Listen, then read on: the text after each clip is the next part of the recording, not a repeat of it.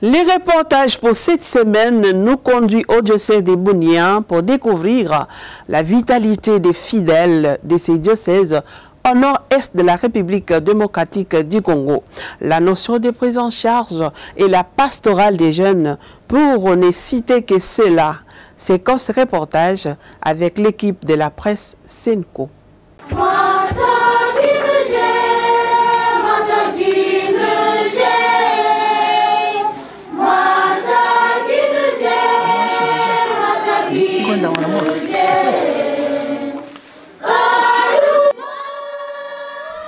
Nous sommes dans la ville de Bunia, diocèse portant les mêmes noms au nord-est de la République démocratique du Congo. La région est depuis plus d'une décennie le théâtre de massacres des civils perpétrés dans plusieurs groupes armés, dont les Codeco et Zaïre. Le diocèse a vu ses premiers missionnaires il y a de cela plus de 100 ans. Ici, la maturation de cet évangile reçu s'est fait remarquer par la notion de l'autoprise en charge de l'Église par ses propres fidèles et la vitalité dans différents apostolats, en l'occurrence ceux de jeunes. À travers les différentes paroisses du centre du diocèse, tout comme des campagnes, malgré les affres de la guerre, les chantiers de construction se font pousser du sol. Monseigneur Dieudonné Ouringui est l'ordinaire de ces diocèses. Depuis un bout de temps, le prélat prêche sur la prise de conscience en vue d'un développement possible boosté par le fils du terroir. Il nous reçoit chez lui à l'évêché. Déjà avec ses décors extérieurs, on sent l'odeur d'une organisation réussite. Ça fait depuis quelques années que nous sommes en train de sensibiliser, de faire prendre conscience à nos fidèles que l'Église c'est leur affaire. Autrefois, nous avons eu des paroisses avec des églises, des presbytères, maisons de prêtres et tout. Les Blancs ont construit. Il y a quelques années que nous avions célébré l'année de la foi chez nous. Et depuis lors, nous avons commencé à les sensibiliser sur la prise en charge de l'Église par ses propres fidèles, comme autrefois l'épiscopat en avait parlé aussi. Donc nous avons sensibilisé pour qu'ils puissent prendre conscience de leurs responsabilités pour la vie de l'Église. Alors il y a beaucoup de chrétiens qui ont compris et qui sont dans des mouvements d'action catholique et autres, des mouvements à caractère purement social. Par exemple, chez nous, on a les groupes qu'on appelle les 7 Alexis, sont des commerçants de tout ce monde. Il y a un autre groupe, Christophore, et constitué pratiquement des taximens. Alors tous, ils sont convaincus et ils donnent de l'argent pour construire des églises, pour construire des presbytères et autres dans leurs paroisses.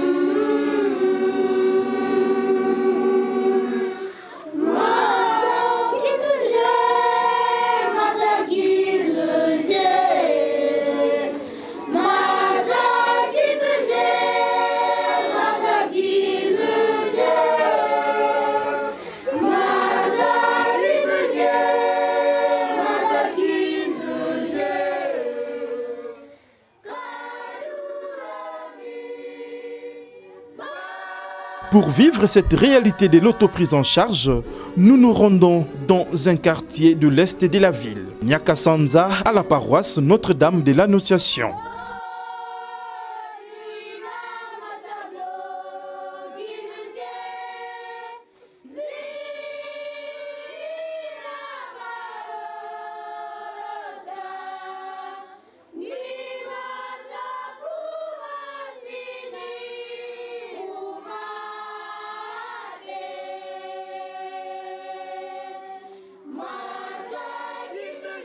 La paroisse compte recevoir le jeune de paroisse de diocèse de Bunia et de Mahagi dans le cadre de journées interdiocésaines de jeunes. Par l'impulsion de leur curé, abbé Florentin, a initié le projet de construction d'une maison devant accueillir le prêtre venu pour la circonstance. Tout ce que nous avons comme projet, nous recevons le financement uniquement de nos chrétiens.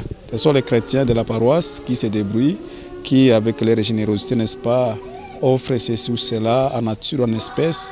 Et voilà ce qui a fait arriver les bâtiments à ce niveau-là. Et nous avions projeté ces bâtiments en fonction des journées et têtes diocésaines des jeunes. Comme nos évêques de Bunia et de Mahagi, ils ont choisi notre paroisse pour les journées diocésaines des jeunes. Nous sommes dit qu'est-ce que ces journées peuvent vous laisser pour notre paroisse comme souvenir. Et c'est ainsi que nous avons imaginé ces bâtiments pour accueillir aussi nos visiteurs, parce que d'habitude nous avons trop de visiteurs qui arrivent dans la paroisse et parfois il manque de logements. Et alors nous avons voulu à l'occasion, n'est-ce pas, donner solution à ces problèmes.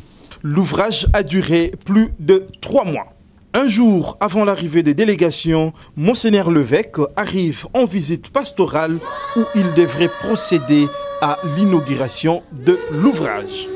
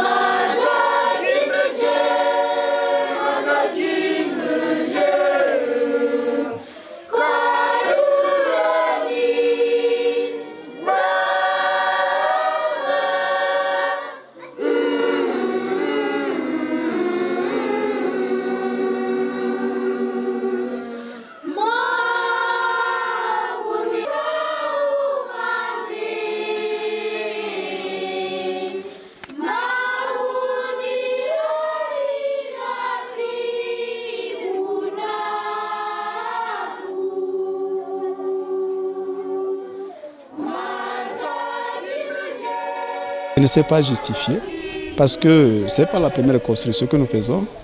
La guerre ici a commencé en 2017 chez nous, mais dans cette sécurité, on a déjà fait plusieurs constructions.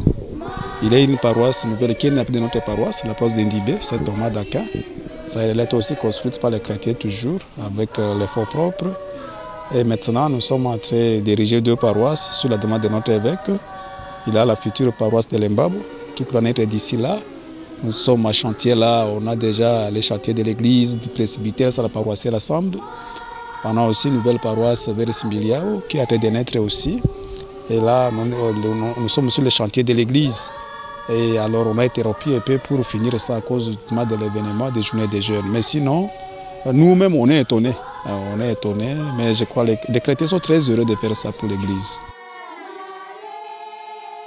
À moins de 5 ans, cette paroisse a initié 3 grands projets. 2 de construction et 1 pour la promotion de la jeunesse. La maison des passages et 7 grandes salles paroissiales capables d'accueillir 4000 personnes sont parmi le grand projet des constructions.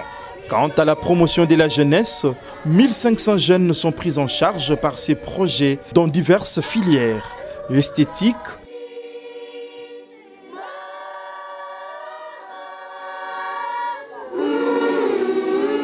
menuiserie, maçonnerie, l'art culinaire.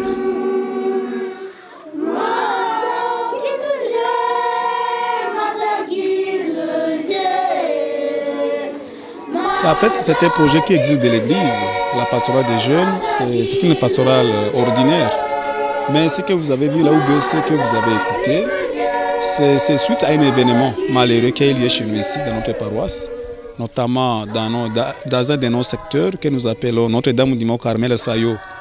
C'était le 28 ou le 27 juin, si je m'en abuse, n'est-ce pas, un jeune homme a été assassiné à coups de balles. On ne sait pas par qui, par des éléments inconnus. Et ça a fait que ça a provoqué une alerte et puis la colère des jeunes. Et ça fait que le lendemain, les jeunes ont fait des marches, ils ont manifesté leur colère partout à la ville. Et malheureusement, ils ont fait des destructions méchantes. Donc des innocents, ils sont passés partout, ils cassaient de gauche à droite. Et ils sont même allés casser, n'est-ce pas, une de nos écoles.